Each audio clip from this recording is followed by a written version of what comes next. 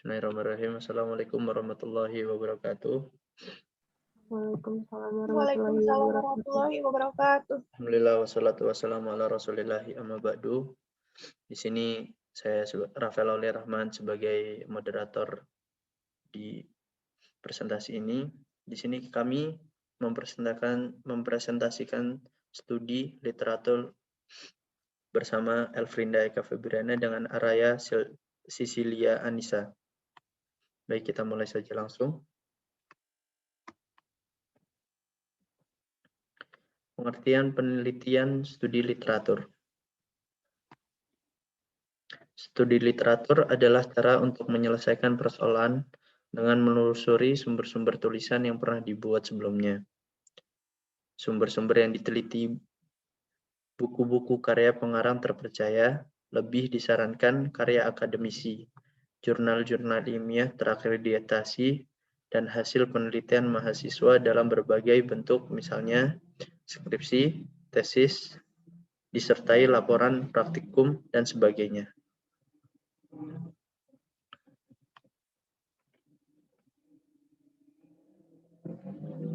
Ya, selanjutnya, silakan. Pengertian studi literatur menurut para ahli.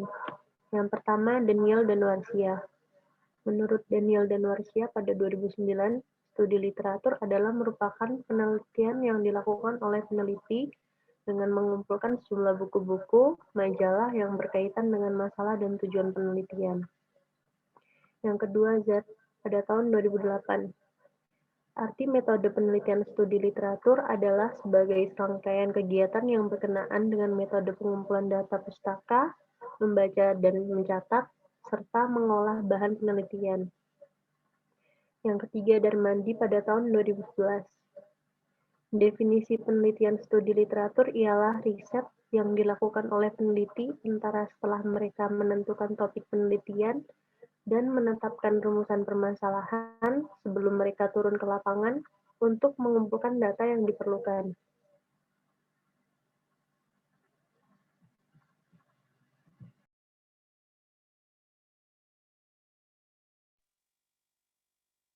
Baik, berikutnya adalah ciri penelitian dari studi literatur.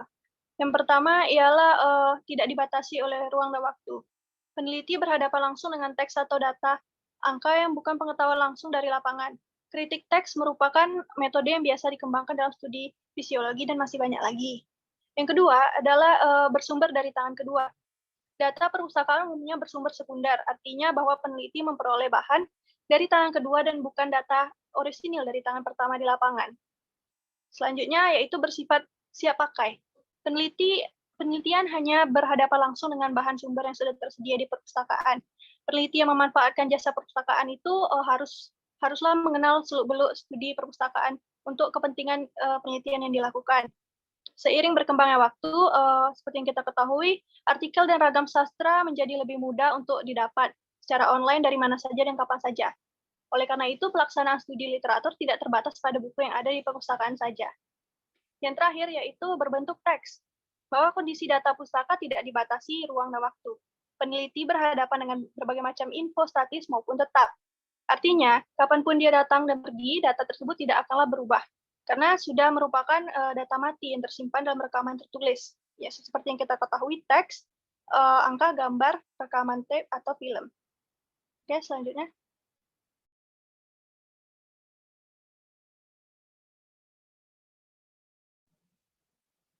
Baik, di sini tujuan studi kepustakaan yang pertama adalah menemukan suatu masalah untuk diteliti. Yang kedua, mencari informasi yang relevan dengan masalah yang diteliti. Yang ketiga, mengkaji beberapa teori dasar yang relevan dengan masalah yang akan diteliti untuk membuat uraian teoretik dan empirik yang berkaitan dengan faktor, indikator, variabel, dan parameter penelitian yang tercermin di dalam masalah-masalah yang dipecahkan. Yang selanjutnya, memperdalam pengetahuan peneliti tentang masalah dan bidang yang akan diteliti. Yang kelima, mengkaji hasil-hasil penelitian terdahulu yang ada kaitannya dengan penelitian yang akan dilakukan. Artinya, hasil penelitian terdahulu mengenai hal-hal yang akan diteliti dan atau mengenai hal lain yang berkaitan dengan hal yang akan diteliti. Yang terakhir, mendapatkan informasi tentang aspek-aspek mana dari suatu masalah yang sudah pernah diteliti untuk menghindari agar tidak meneliti hal yang sama.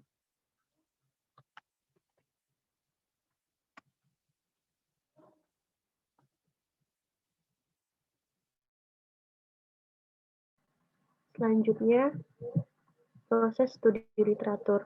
Menurut Hasan, pada tahun 2002, studi literatur dilakukan melalui 3 tahap, yakni yang pertama, mengetahui jenis pustaka, yang kedua, mengkaji dan mengumpulkan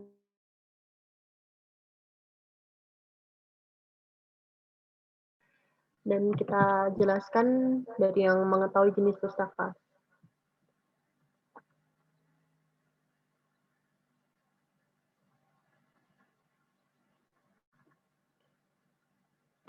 Berdasarkan bentuk pustaka, dibedakan atas sumber tertulis seperti buku-buku pengetahuan, surat kabar, majalah, dan sumber tidak tertulis seperti film, slide, manuskrip, atau relief.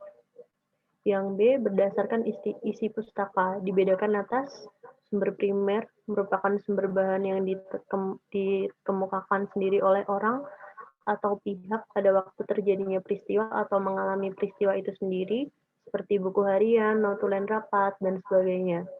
Yang kedua, sumber sekunder, merupakan sumber bahan kajian yang dikemukakan oleh orang atau pihak yang hadir pada saat terjadinya peristiwa atau tidak mengalami langsung peristiwa itu sendiri, seperti buku-buku teks.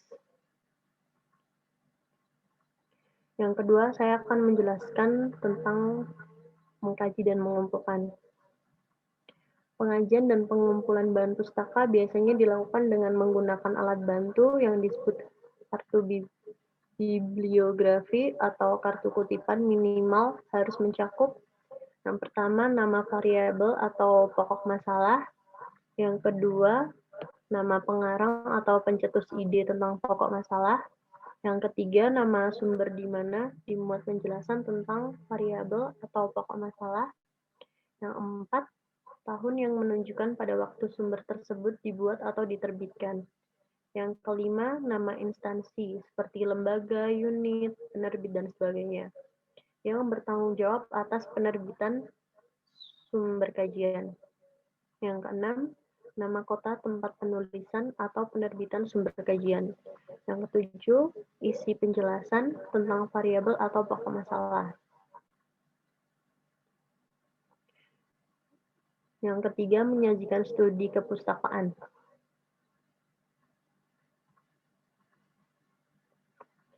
Menyajikan studi kepustakaan dapat dilakukan dengan cara kutipan langsung dan kutipan tidak langsung. Selanjutnya,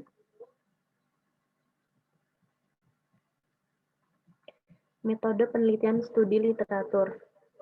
Yang pertama, pencarian kata kunci.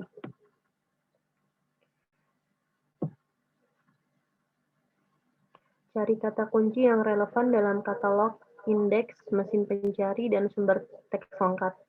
Ini berguna baik untuk mempersempit pencarian ke judul subjek tertentu dan untuk menemukan sumber yang tidak ditangkap di bawah judul subjek yang relevan.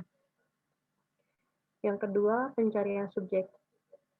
Judul subjek kadang-kadang disebut penjelas, adalah istilah atau frasa khusus yang digunakan secara konsisten oleh indeks online atau cetak untuk menggambarkan tentang buku atau artikel jurnal. Ini berlaku untuk katalog perpustakaan serta banyak basis data perpustakaan lainnya. Yang ketiga, cari buku dan artikel ilmiah terkini dalam katalog dan basis data. Urutkan berdasarkan tanggal terbaru dan cari buku-buku dari majalah ilmiah dan artikel dari jurnal ilmiah. Semakin baru sumbernya, semakin banyak referensi dan kutipan terbaru. Selanjutnya, keempat, pencarian kutipan dalam sumber-sumber ilmiah. Lacak referensi, catatan kaki, catatan akhir, kutipan, dan lain-lain dalam bacaan yang relevan. Cari buku atau jurnal tertentu di katalog perpustakaan, teknik, Teknik ini membantu kamu menjadi bagian dari percakapan ilmiah tentang topik tertentu. Yang kelima, pencarian melalui bibliografi yang diterbitkan, termasuk set catatan kaki dalam dokumen subjek yang relevan. Daftar pustaka yang diterbitkan tentang subjek-subjek tertentu seringkali mencantumkan sumber yang terlewatkan melalui jenis pencarian lainnya. Bibliografi adalah judul subjek dalam katalog, jadi pencarian yang dipandu dengan bibliografi sebagai subjek dan topik Anda sebagai kata kunci akan membantu Anda menemukannya.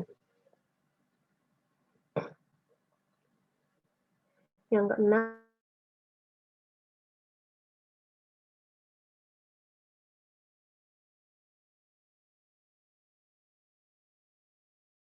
hanya melalui buku dan internet, kamu bisa mencari sumber studi literatur dari orang lain.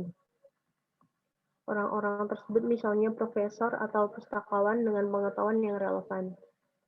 Yang terakhir, penjelajahan sistematis, terutama sumber teks lengkap yang diatur dalam pengelompokan subjek yang dapat diprediksi. Perpustakaan mengatur buku berdasarkan subjek dengan buku-buku serupa disimpan bersama. Menjelajahi tumpukan adalah cara yang baik untuk menemukan buku yang serupa. Namun, di perpustakaan besar, beberapa buku tidak berada di tumpukan utama. Misalnya saja mereka mungkin diperiksa atau direkap, jadi gunakan katalog juga. Selanjutnya,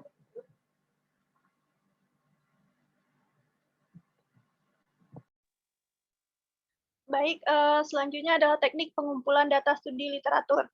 Di dalam proses pengumpulan data studi literatur ini dibutuhkan 3 proses penting, yaitu yang pertama kita lihat adalah editing. Pemeriksaan kembali data yang diperoleh, terutama dari segi kelengkapan, kejelasan makna, dan keselasaran makna antara yang satu dengan yang lain. Yang kedua, organizing. Organizing mengorganisir data yang diperoleh dengan kerangka yang sudah diperlukan. Yang ketiga adalah finding.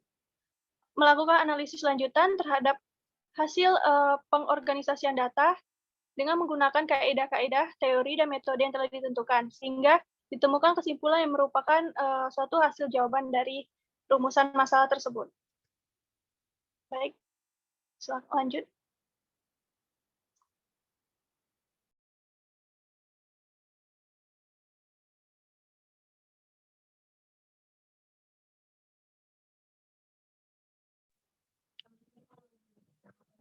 Teknik pengumpulan data studi literatur untuk memperoleh kredibilitas yang tinggi.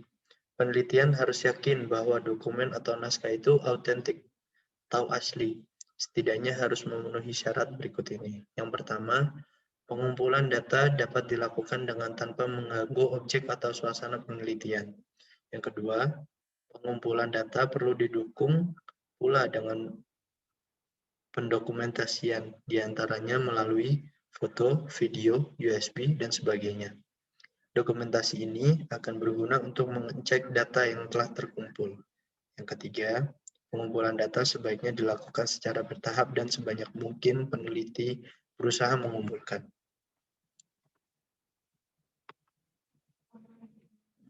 Penelitian studi literatur. Jenis penelitian.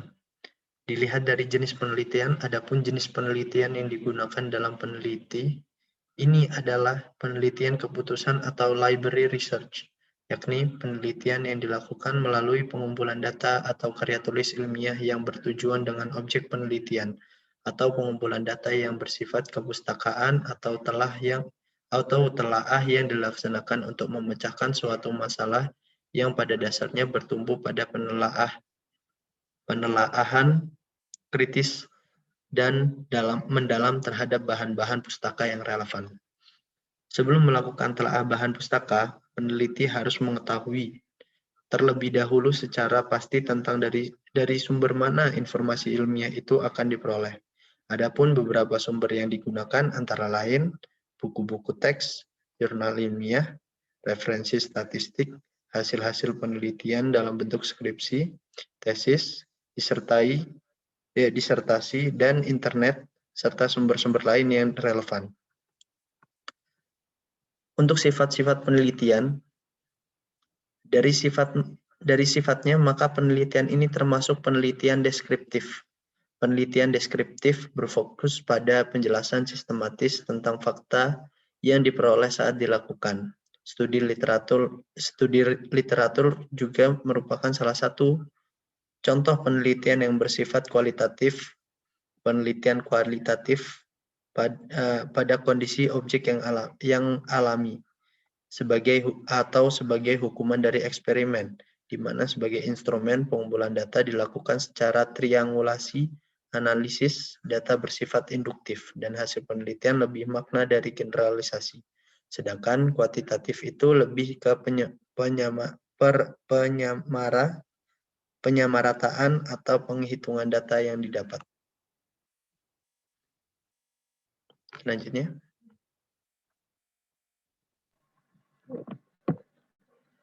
Teknik analisa data. Setelah keseluruhan data terkumpul, maka langkah selanjutnya penulis menganalisa dari data tersebut sehingga ditarik suatu kesimpulan.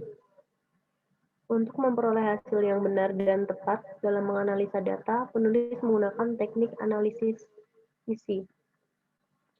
Analisis isi atau konten analisis adalah penelitian yang bersifat pembahasan mendalam terhadap isi suatu informasi tertulis atau tercetak di media massa.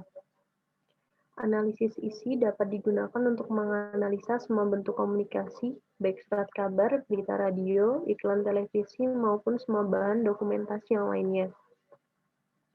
Sedangkan kaitannya dengan pembahasan yaitu sebagai salah satu upaya penulis dalam memudahkan pemahaman dengan cara menganalisa kebenarannya melalui pendapat para ulama yang kemudian dijadikan acuan penelitian. Selanjutnya.